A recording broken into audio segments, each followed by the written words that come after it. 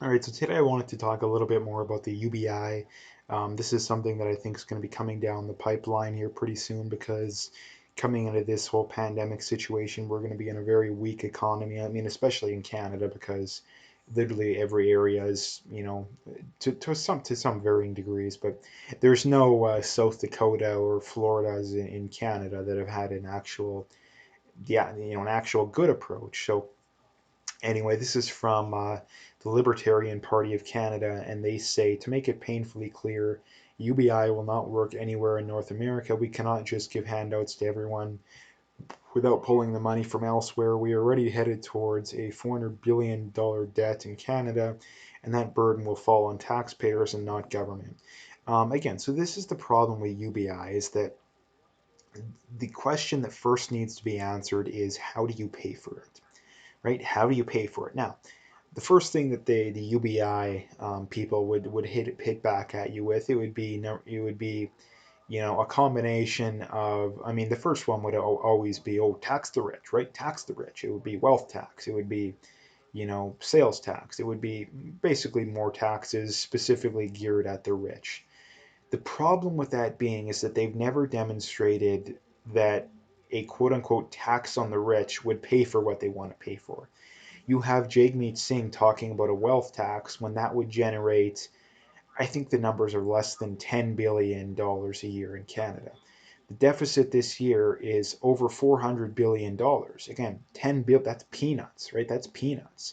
So again, and not to mention too, um, I think the CERB program in Canada, I think it's like 150, 200 billion. Obviously, I know that's a very big range, but so again, like a wealth tax, it wouldn't even come close. It wouldn't even cover 10% of what they want to give.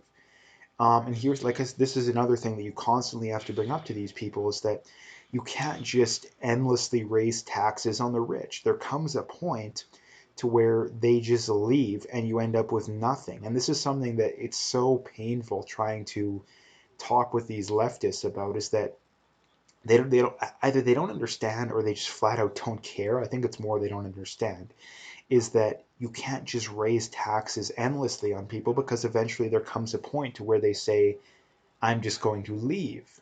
And another one of the many benefits of being rich, or at the very least moderately wealthy, is that it's a lot easier for you to just get up and move, right? It's a lot easier, and that number one, it would be a lot easier to get into another country because you're bringing so much money. Countries would be lining up to have you come, right? Because that's going to add to their economy a lot. So again, if you're rich, it's very easy to move. Not to mention too, it would be still relatively easy to operate your businesses, right? And not to mention too, that a lot of these people probably could just flat out retire, right?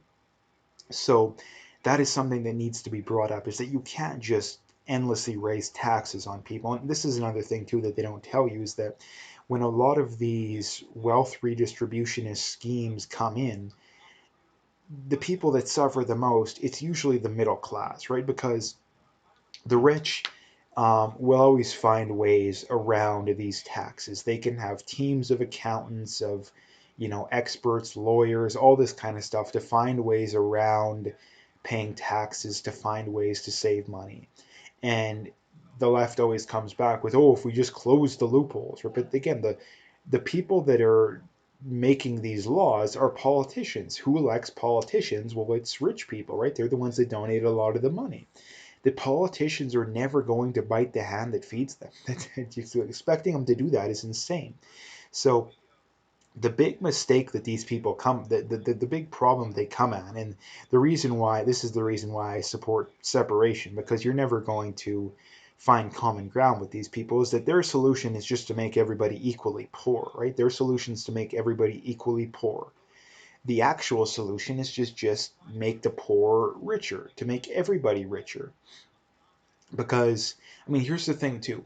To make poor people richer, you would have to make rich people richer, because to make poor people richer, they would need a nicer house or a nicer apartment, right? They would need a better job. Who employs these people, right? So again, it is impossible to make, I mean, aside from like literal communism levels of, regulations and stuff, it is impossible to make poor people richer and not make rich people richer, because again, someone has to employ these people.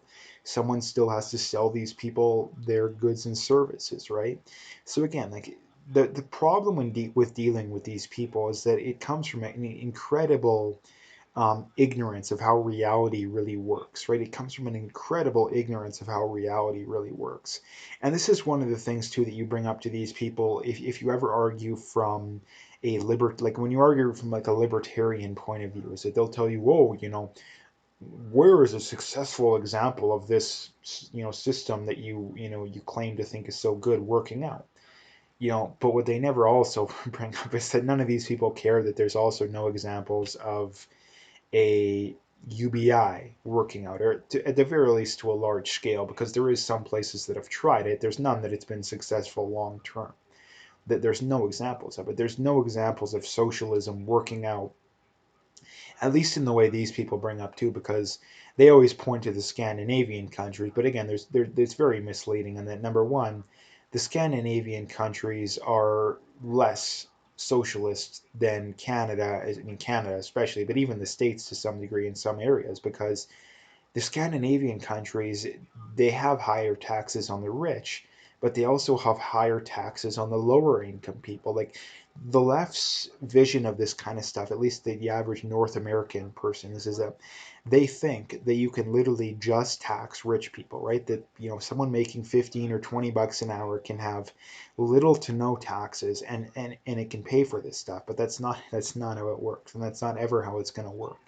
So again, they think that all you got to do is just tax the rich, right? All you got to do is tax the rich and tax the corporations. But again, this is the fundamental error in their thinking, is that if you tax these people too much, they will just leave and you will end up with nothing, right? And this is the problem. Like, this is the problem. And again, they think that they just need this little bit too, and that you've had people like Bernie Sanders say that a 90% marginal tax rate is not outrageous. Again, so that for the people thinking, oh, they just got to raise taxes just a little bit and it'll be good to go. No, that's not the case. Like I say, Bernie Sanders saying a 90% marginal tax rate is not outrageous. Again, if you implement, 80, 90% marginal tax rates, which is what it would take, you probably need 95% marginal tax rates to get even close to this stuff working. The rich people would just leave. They would just leave, and you end up with nothing, and you end up with these poor people starving.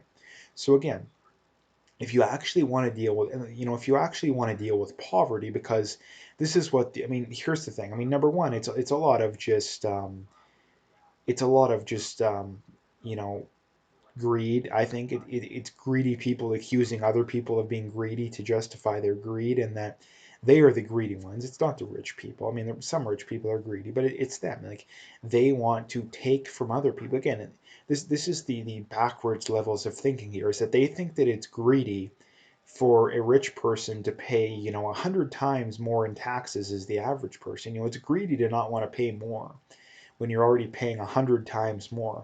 But it's not greedy to want to take more from these other people that are already paying well over their fair share, right? So yeah, that's kind of what I wanted to talk about today. I think this is a very important concept, because this is going to be something that's going to be pushed coming out of this whole virus situation, like I say, because the economy is not going to be doing good. This is another one of the fundamental errors of the lockdown zealots and a lot of these people, is that they think that things can be flipped off like a light switch, like they say, the circuit breaker lockdown. Like things can just be flipped on and off at a whim. That's not how reality works. That's never how reality has worked. You can't just flip it on and off at a whim. I mean, you can flip it off at a whim, but expecting to flip it back on at a whim is never going to work. It is never going to work. And again, people are going to be in for a very rude awakening going forward, because they think that we're just miraculously going to be able to recover out of this, and it's not going to happen. When poverty has gone up, I mean, it already has gone up significantly, but when it goes up even more significantly, what is the Liberal government solution? What is going to be the NDP's government solution? What is going to be the Democrats in the States? It's going to be UBI. Now, again, they may not call it a UBI. They may just want to expand welfare. Um, but again, nonetheless, this is going to be what their solution is. And when they bring it up, remember who told you first, and have a good argument against these people, because it's not hard to have a good argument against this kind of stuff. You really just have to think from a logical perspective. So anyway, like I say, I'm going to leave it there. If you like the video, make sure you hit that like and subscribe. If you haven't already, make sure you check out those links below. Follow me in those other platforms if you haven't already. If you want to donate, you can do that as well. Again, I appreciate whatever support I can get. So like I say, have a good day. Hit that like and subscribe, and stay tuned for more.